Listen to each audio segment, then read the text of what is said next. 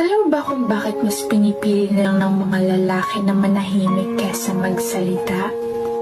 Every time na gusto nila ayusin yung problema, tinutulak mo sila palayo. Ayaw mo makinig sa gusto nilang sabihin pag hindi naaayon sa perspective mo.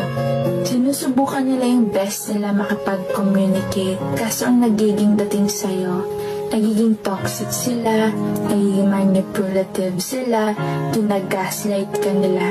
Kahit ang gusto lang naman nila is maintindihan mo yung bagay na pinapaliwanag nila. Kaya karamihan sa mga lalaki mas pinipili na lang ang sarilihin yung sakit na nararamdaman nila. Dahil yung mismong tao na gusto nilang pagsabihan is hindi rin open makinig sa sasabihin nila. And kung minsan nagkakaroon sila ng doubt or fear to open up about something na nararamdaman nila, it's because of rejection. Alam nila na sa kahit anong sabihin nila at kahit saang anggulo, talo pa rin sila.